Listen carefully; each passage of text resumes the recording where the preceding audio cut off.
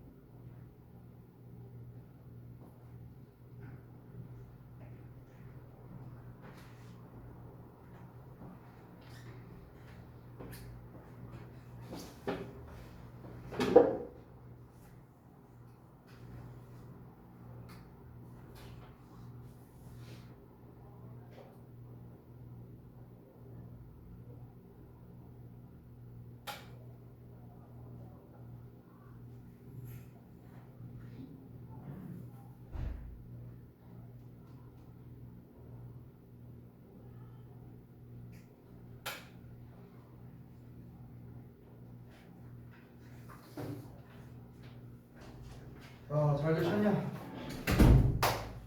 자, 이제 13강 갈게요. 13강. 아까 전에 드렸던 그거를 좀 찾으세요.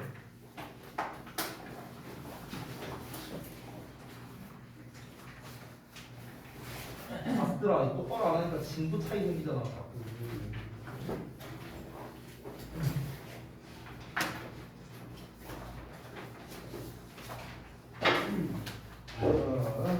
봅시다.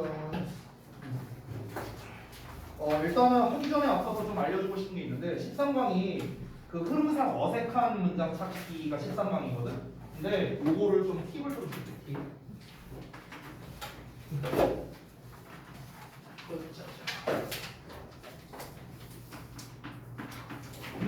이 흐름 문제가 특성상 어떻게 구성되어 있냐? 이렇게 지문이 있으면 이렇게 번호가 나오잖아요.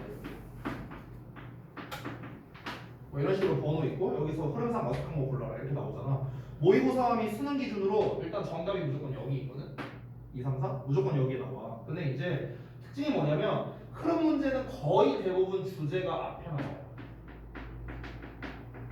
왜 그러냐? 여기에서 주제를 줘야 이 주제에서 벗어난 걸 우리가 답을 고를 수 있을 거예요. 그렇지? 그러니까 1번 전에 나오는 게 주제라고 생각하면 돼. 보통은 그래. 됐어? 그리고 이 5번 문장, 맨 마지막 문장 있지? 이 맨 마지막 문장이 보통은 주제를 정리하는, 즉 주제 재질술 문장. 이의 가능성이 상당히 높아요. 됐어? 보통 이렇게 구성돼 있어. 흐름 문제의 특성상 이렇게 구성돼 있어. 그러면 우리가 상식적으로 생각해보자. 일단 기존에 흐름 문제로 나왔으니까 똑같은 문제로 내진 않을 거 아니야. 학교에서. 변형해서 내겠지. 그럼 변형해서 출제를 할 때 우선 주제에 관련된 문제로 낼 거라면은 일단 빈칸을 가장 우리가 고려할 수 있겠죠. 첫 문장 아니면 마지막 문장이 빈칸을 뚫겠네. 보통 주제 문제 빈칸을 뚫으니까. 그러면 빈칸은 여기 처음이나 마지막에 뚫을 가능성이 높다. 이게 첫 번째. 그래서 빈칸 낼 수 있고. 그리고 두 번째는 흐름 문제 자체가 어떤 문제냐? 말 그대로 흐름상 어색한 거. 그러니까 이 문맥상 이상한 걸 고르라는 문제인 거잖아. 그럼 문맥상 이상한 걸 고르라는 문제가 흐름 말고 하나가 더 있죠. 바로 뭡니까? 어휘 문제입니다. 어휘 문제. 됐어? 그래서 어휘 밑줄 5개 쳐놓고 흐름상 어색한 어휘 골라라. 이런 문제로도 출제가 가능하겠죠. 두 번째. 그리고 세 번째는 약간 다른 얘기일 수 있는데 이 흐름 문제의 특성상 보통 어떻게 많이 구성되어 있냐면 이따 니네가 읽어보면 알겠지만 보통은 문제점 해결책으로 구성되어 있는 글이 많아요. 문제점 해결책. 이런 문제가 있어. 그래서 이렇게 해야 돼. 이런 식으로 구성이 많이 돼 있거든. 아까 말했다시피 문제점과 해결책이 같이 나오면은 이 해결책 자체가 글의 주제가 되거든. 여기가. 그래서 해결책이 보통 후반부에 나와. 여기에. 4번 내지 5번 여기에. 그러면은 이 해결책의 경우에는 주제문이자 곧 요지가 되는 거예요. 요지. 그래서 요지라는 건 뭐야? 필자가 이렇게 하자라고 주장하는 거를 거의 요지라고 생각하면 돼요. 쉽게 말하면. 그러면 당연히 문제가 대입학에서 요지나 주장류의 문제가 나올 수도 있겠죠. 그렇죠? 해결책이 나오니까. 또 뭐가 나올 수도 있냐면은 참고로 이 문제점 해결책 패턴은요. 해결책만 보면은 이거는 글의 요지 문제로서 요지로 출제할 수 있고요. 문제점과 해결책을 합치면 얘가 뭐가 되냐? 얘가 글의 요약문이 돼요. 그래서 이러이러한 문제에 대해서 이렇게 해야 된다. 이렇게 끝나는 거야. 이게 이제 요약이 되는 거야. 따라서 요약으로 출제하기 좋아요. 그래서 변형하기 좋은 요소들이 바로 이렇게 있다. 당연히 얘네만 변형할 수 있는 건 아니에요. 여기서 플러스 알파로 지문에 따라서 순서 문제로 낼 수도 있어요. 순서류 문제. 보통 이제 흐름류에서 변형하기 힘든 유형은 어떤 거냐면 바로 삽입이야. 삽입. 삽입은 웬만하면 변형하기가 어렵습니다. 흐름 문제에서. 왜 그러냐면 이론적으로 삽입 문제를 출제하려면요. 이론적으로 최소 7문장이 필요해요. 근데 흐름 문제, 이 흐름 지문의 특징이 뭐냐면 지문이 짧아요. 지문 짧아서 보통 한 지문당 대여섯 문장밖에 안 됩니다. 그래서 삽입 문제 출제가 안 돼요. 알겠죠? 그래서 이런 특성 때문에 이런 식으로 변형을 내기가 좋다. 물론 지문에 따라 차이는 좀 있어요. 지문에 따라 차이는 있지만 대체적으로 이러하다라는 공통의 특징입니다. 이걸 알고 가면은 그럼 이제 우리가 알 수 있는 게 뭐냐? 어법을 제외하고 업법이랑 순서 문제를 제외하고 나머지 이 5문제 유형을 봐봐요. 이 5문제 유형의 공통점이 뭡니까? 주제를 알아야만 풀 수 있는 문제들이에요. 전부 다. 전부. 알겠죠? 그런 유형으로 출제가 많이 된다. 이렇게 우리가 볼 수 있겠습니다. 자, 이걸 알고 있는 상태에서 우리가 그러면 글을 읽을 때 어떤 생각을 갖고 글을 읽어야겠습니까? 내가 잘못 띄웠네. 어떤 생각을 갖고 글을 읽어야겠냐? 당연히 이 13강은 전체적으로 주제가 중요한 거구나. 주제가 중요하고 이 글의 주제를 알아야만 내가 이 변형된 문제를 풀 수 있겠구나. 뭐에 변형되든 상관없이 풀 수 있겠구나. 패러프레이징해서 유의어 학습하고 이런 게 상당히 중요한 지문이다. 이렇게 보면 되겠습니다. 자, 그래서 너네가 이 나중에 도식화할 때 13강 특히 이제 도식화할 때도요. 이제 주제를 기준으로서 너네가 도식화를 많이 해야 돼요. 주제를 딱 하나 잡아놓고 그에 대한 부연 설명 딱딱딱 이렇게 완벽하게 도식화를 해야겠다. 자, 가보겠습니다. 13강이에요. 레디부터요. 일단은 우리 분석서에 있는 주제를 먼저 읽어보겠습니다. 균형 잡힌 음식 섭취를 위해서 외부의 목소리를 차단하고 우리 몸이 보내는 신호에 집중하라. 이렇게 나와 있네요.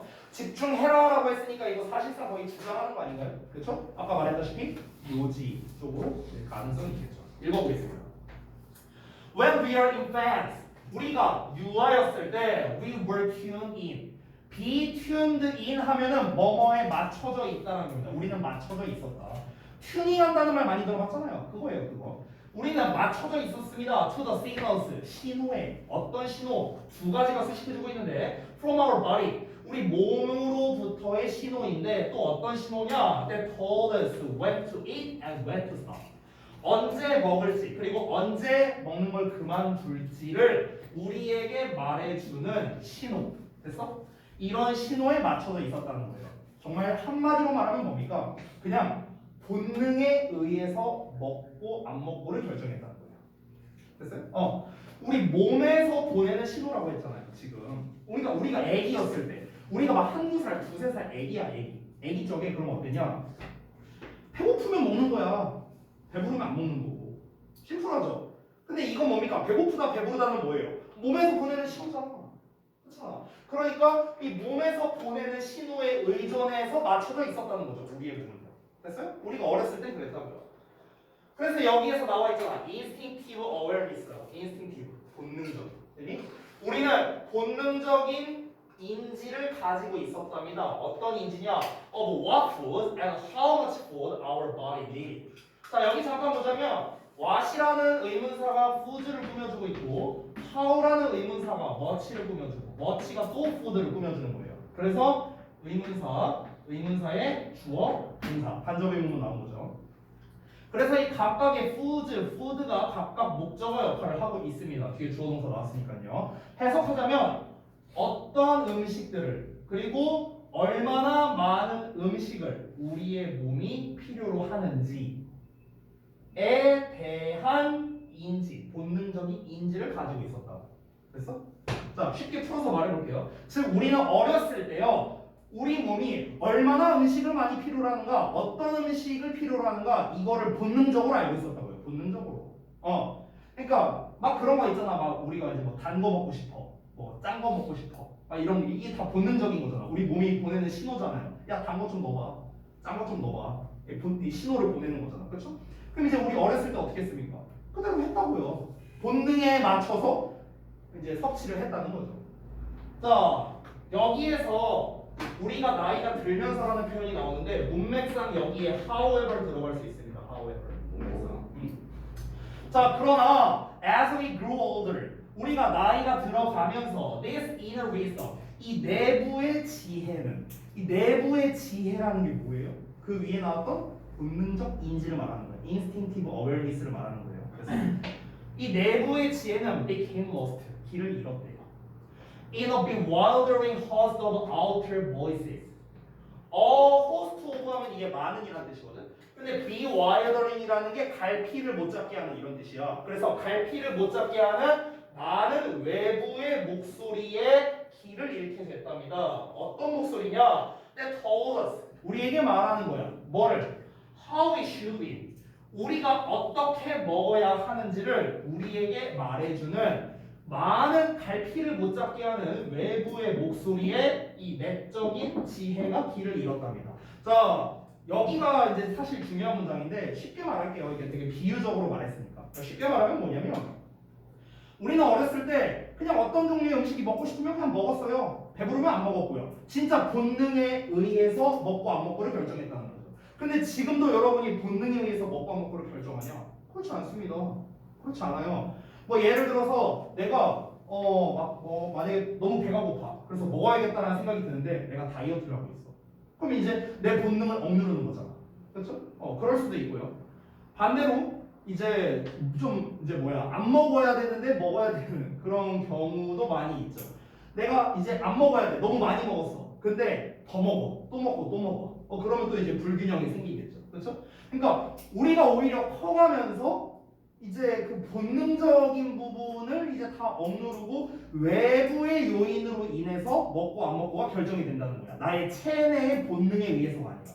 이해됩니까? 자, 그래서 그 예시가 나오는데 아래에 여기서는 문맥상 for example 써도 돼요. 앞에다가 We received conflicting messages. 우리는 상충되는 메시지를 받았다는 거야. 뭐로부터? Our parents, from our peers, and from scientific research에 의해서요.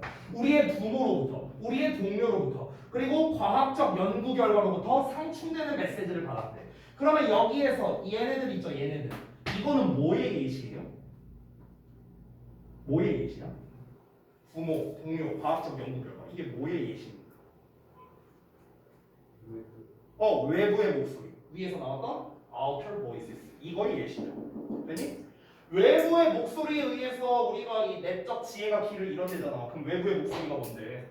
부모님이, 동료가, 과학적 연구 결과가. 그래서 그러니까 외부적 요인이 되는 거죠. 한마디로 외부적 요인. 그래서 이 외부적 요인에 의해서 상충되는 메시지를 받는데, 그럼 여기서 상충되는 메시지를 받았다는 건 무슨 말이에요? 내 몸의 본능은 먹고 싶어. 근데 외부에서 먹지 말래. 상충되잖아. 그렇죠? 반대로 내부에서는 먹으래. 근데 내부에서는 먹지 말래. 근데 여기서 먹으래.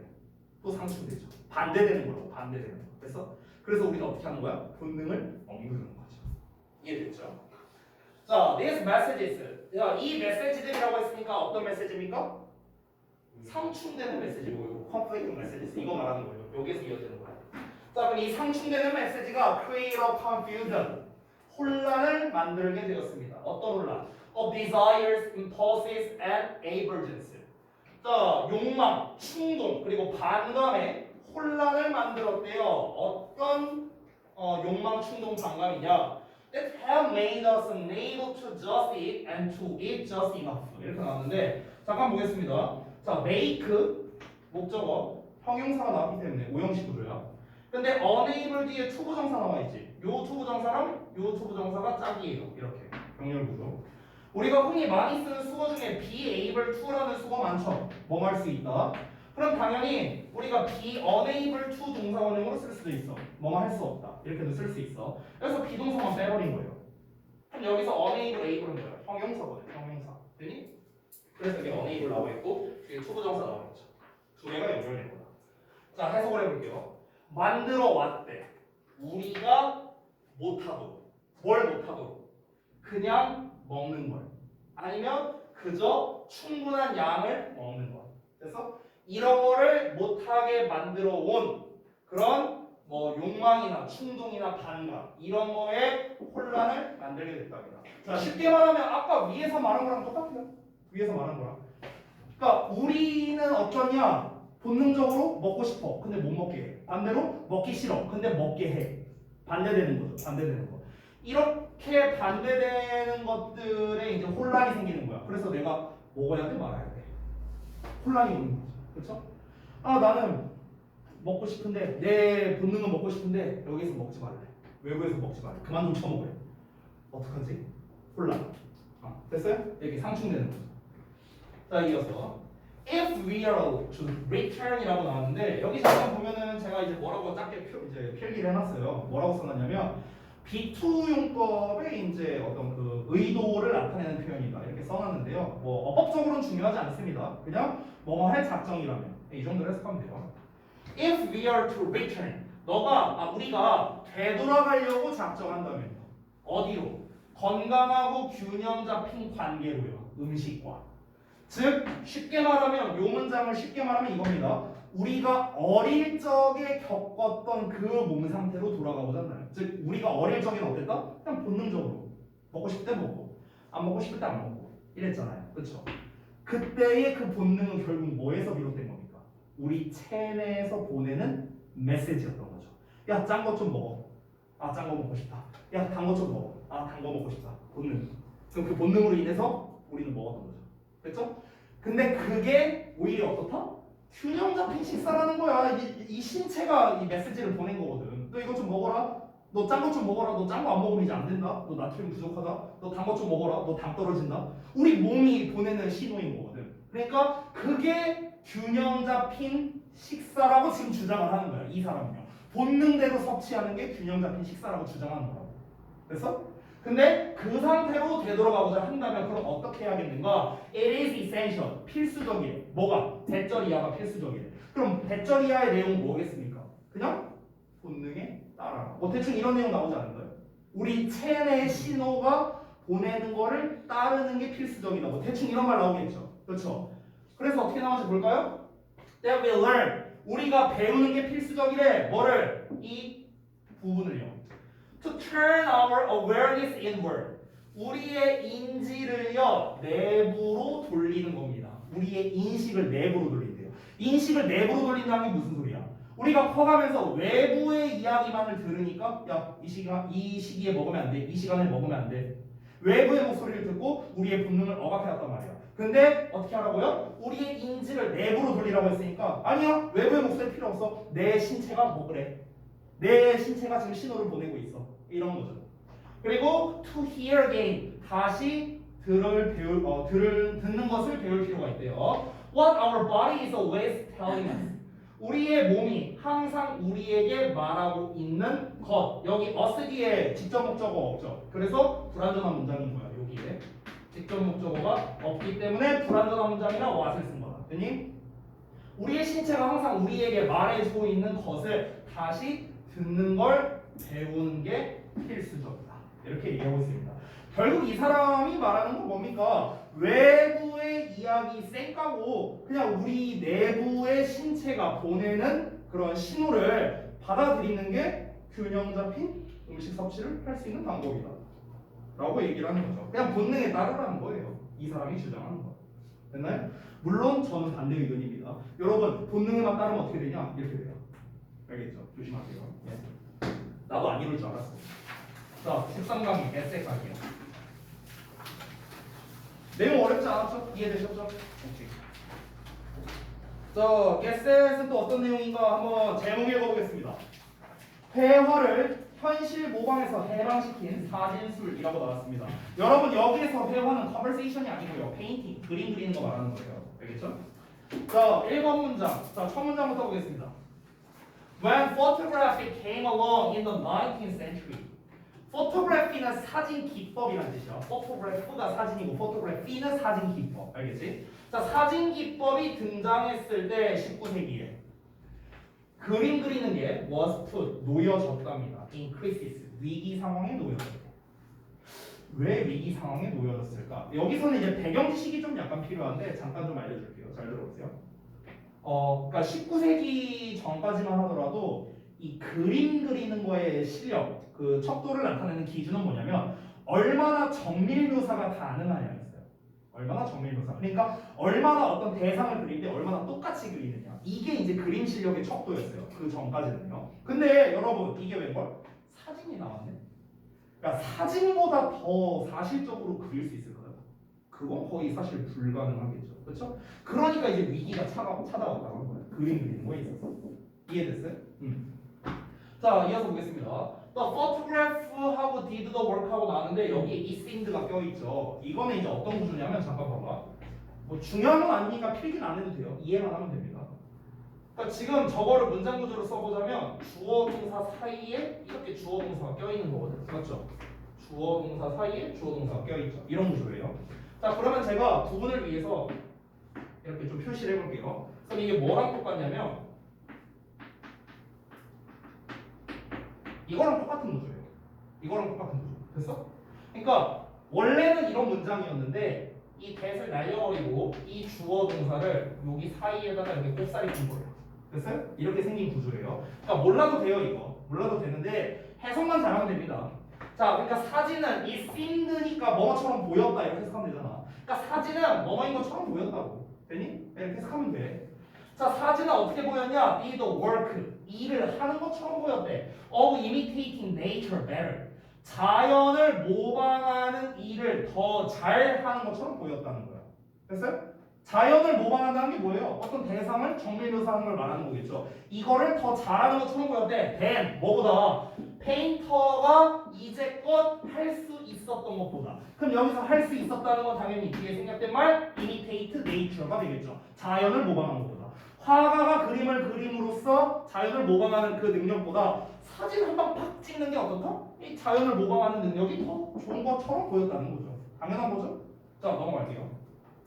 Some painters, 일부 화가들은 made practical use, make use of라는 수거가 나왔는데 이게 뭐뭐를 사용하다야 그냥 뭐뭐를 사용하다. 자, 그러면 몇몇 화가들은요 사용했는데 중간에 practical 껴있으니까 실용적으로 사용을 했다는 거야. 뭐를? 그 발명품을요. 즉 그 사진 기술을요. 어떻게 활용을 했는가? There were impressionist painters. 인상파 화가들이 있었는데 어떤 화가들인가? Who used a photograph. 사진을 사용하는 화가들이 있었대. 사진을 어떻게 활용하느냐? In place of라는 표현 나왔는데 잠깐만 볼게요. In place of는 뭐뭐를 대신해서 이런 뜻이거든. 그래서 이거를 우리가 약간 동사형으로 쓸 수도 있는데 어떻게 쓸 수도 있냐면 take라는 동사를 활용할 수 있는데 이때는 in을 쓰지 않고요. take the place of라고 씁니다. take the place of. 이러면 뭐뭐를 대신하다라는 뜻이에요. 됐나요? 뭐뭐를 대신하다. 그래서 우리가 대신하다라는 단어 중에 좀 잘 알고 있는 게 뭐 replace 이런 단어도 있죠. 아니면 뭐 substitute 뭐 이런 단어도 있죠. 이거랑 똑같은 뜻이에요. 뭐뭐를 대신하다. So, in place of는 그냥 단지 뭐를 대신해서. The model or landscape they were painting. 그들이 그리고 있는 모델이나 풍경 대신에 사진을 사용하는 화가들도 있었답니다. 그러니까 이게 무슨 말이냐면은 예를 들어 볼게. 예를 들어서 내가 화가야. 근데 화가는 원래 핵심이 뭐였다? 정밀묘사였다고 정밀묘사. 근데 이제 이 사진 기술이 발명이 됐잖아. 그러니까 이제 어떻게 했냐면은 만약에 내가 에펠탑 그림을 그리고 싶어. 그럼 원래 어떻게 해야 돼? 에펠탑에 가서 그려야 될 거 아니야. 그렇지? 근데 이제는 그럴 필요가 없는 거야. 그냥 사진 찰칵 찍어갖고 사진만 들고 와서 이거 보고 그냥 그리는 거지. 그래서 그러니까 이렇게 활용하는 화가도 있었다. 자, 하지만 이제 중요한 얘기가 여기서부터 나옵니다. 여기서부터가 중요한 얘기야. 하지만 by and large 대체로 the photograph was challenged to painting. 사진은 그림에 대한 도전이었어요. 그리고 was one cause of paintings moving away. 자, 여기 내가 막 어떻게 저렇게 이렇게 필기해 놓은 게 보일 텐데요. 간단하게 말하겠습니다. 자, 여러분 5분은 잘 알다시피 전치사예요. 그럼 전치사 뒤에는 명사를 써야겠죠. 그래서 동명사인 moving을 쓴 거예요. 동명사. 그래서 여기 move 뒤에 moving 나온 거야. 자, 근데 앞에 나와 있는 paintings는 뭐냐면요. 동명사의 의미상 주어예요. 의미상 주어. 우리가 동명사의 의미상 주어는 보통 둘 중에 하나로 표현하는데 목적격으로 쓰거나 소유격으로 씁니다. 그래서 paintings라는 소유격으로 표현한 거고요. 해석은 의미상 주어잖아. 주어니까 똑같이 있는 이가 해석하면 되는 거야. 그럼 어떻게 해석하면 될까? 얘가 뭐뭐 하는 것의 됐어요? 이렇게 해석하면 돼. 얘가 뭐뭐 하는 것이에요. 됐니? 자, 그대로 해석해볼게. 자, 그리고 사진 기법은 한 가지 이유였습니다. 어떤 이유였는가? 그림이 이동하는 것에 대한 한 가지 이유였다고. 됐어? 자, 어떻게 이동을 하는가? From A to B. A에서 B로. 됐죠?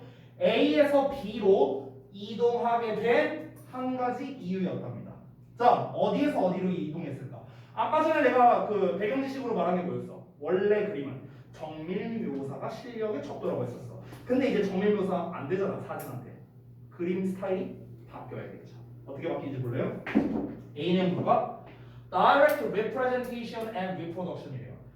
그러니까 직접적인 표현과 복제래요. 이게 뭔데? 보고 따라하는 거, 그대로 그리는 거, 정밀 묘사. 되니? 근데 이거를 하면 안 되잖아, 이제 사진이 다 대체하니까. 그러니까 여기에서 어디로 가는 거야? Abstract painting으로 바뀐 거야. 추상적인 그림으로 바뀌게 된 거죠. Of the 20th century, 20세기의 추상적 그림 그리기로 바뀌게 됐답니다. 이 추상적 그림 그리기의 대표적인 사람이 피카소 아니에요, 피카소. 그렇죠? 그러니까 만약에 이 피카소 같은 인물이 그 사진술이 발명되기 이전 세대의 사람이었다면 이 사람은 지금처럼 유명하지는 아마 못했을 겁니다. 왜? 그때 당시의 대세는 추상화가 아니었거든요. 그때는 정밀한 묘사를 하는 것. 그 정물화라고 하나요? 그런 거를요? 어쨌든 그런 게 대세였습니다. 자, 그 다음 문장 볼게요. Since photographs did such a good job of representing things. 자, such여 혁명 나오면 너무나 뭐뭐한 명사 이렇게 해석하죠. 자, 그러면 사진이 너무나 좋은 일을 했기 때문에, 그러니까 쉽게 말하면 너무나 잘했기 때문에, 뭘 잘했기 때문에 어떤 사물을 묘사하는 것이에요. 그러니까 사물을 묘사하는 걸 사진이 너무나 잘했기 때문에 뭐 하던 대로 they existed in the world. 그 사물이 세상에 존재하는 그대로. 됐어요? 사물이 세상에 존재하는 그대로 사물을 표현하는 걸 너무나 잘했잖아요. 사진은요. 있는 그대로의 표현을 잘했다는 거죠. 그랬기 때문에 화가들은 were freed, 자유로워졌답니다. 뭐 하는 것에서? to look inward래요. 그러니까 내면을 바라보는 거예요. 안쪽을 바라보는 거에 자유로워졌다는 거예요. 그리고 사물을 표현하는 거에 자유로워졌대요. 어떻게? As they were. 그 사물들이 있는 그대로요. 어디에 있는데 이번에는 in their imagination. 그들의 상상 속에. 됐어? 자, 다시 봐봐. 19세기 이전에는 사진술이 발명되기 전에는 정밀 묘사가 대세였다고 했죠. 그때 막 추상화 그리고 있으면은 뭐야, 저기 뭐야, 그림 개판이네 이런 취급받던 시대였던 거야.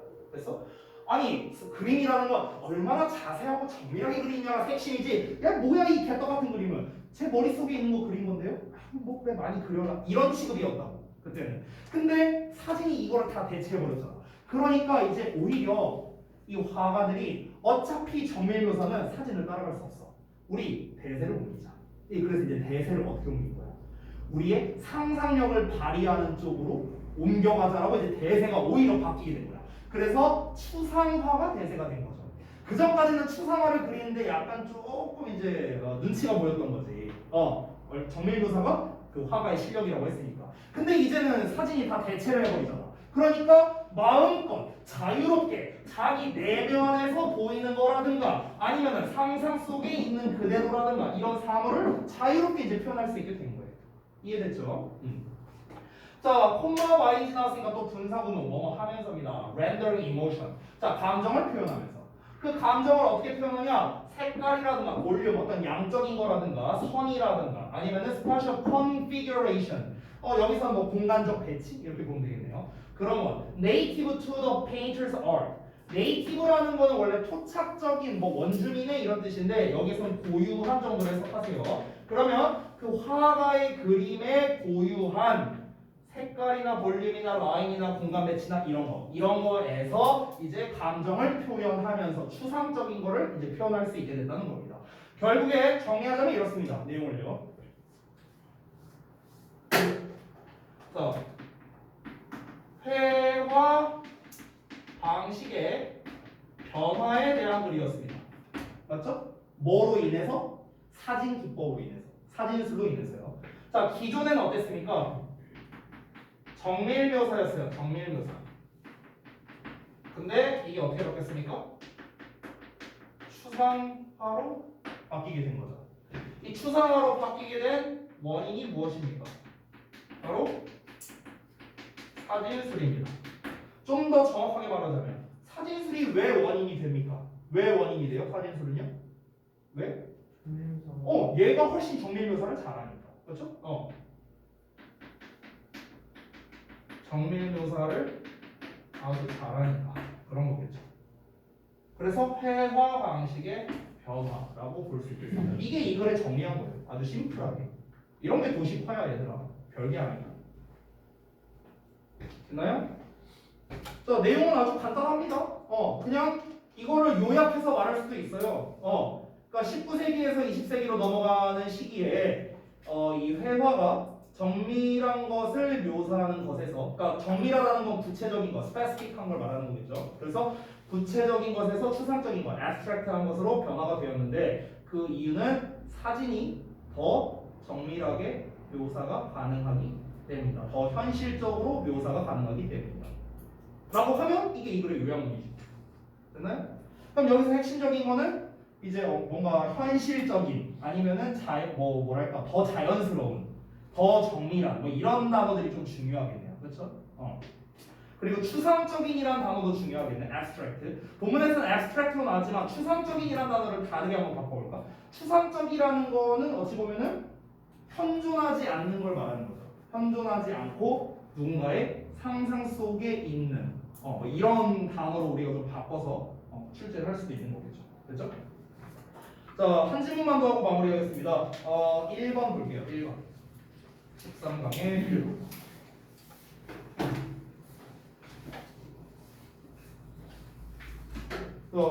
이번에도 주제 한번 먼저 읽어볼까? 관련 없는 일에 참여하는 건 새로운 기회와 경험으로 향하는 통로의 역할을 한다라고 나와 있습니다. 자, 뭐 쉽게 말하면 이거예요. 내가 관심이 없는 분야에 어쨌든 발을 한번 담갔어. 그러면 그것 자체가 좋다라는 거예요. 새로운 기회가 열리게 될 수도 있고요. 새로운 경험을 하게 될 수도 있고요. 그러니까 좋다 얘기입니다. 처음부터 끝까지 다 그 얘기예요. 처음부터 끝까지. 자, 다음 보겠습니다. Going to an event. 행사에 가는 건데 어떤 행사냐면 unrelated to your specific field. 너의 특정한 분야 또는 area of interest니까 관심의 영역과는 무관한 행사예요. 그래서 이런 행사에 가는 건 can yield surprising results. yield라는 거는 생산하다의 뜻입니다. produce의 뜻이에요. 그래서 놀라운 결과를 가져다 줄 수 있답니다. 됐어요? 놀라운 결과를 가져다 줄 수 있다. 다시 한번. 특정 분야, 흥미있는 영역과 관련이 없는 행사에 가는 거예요. 제가 에버랜드를 되게 자주 가는데 어제도 갔거든요. 근데 어제 갔는데 우연히 이렇게 가다가 무슨 뭐 프로게이머 사인회를 한대요.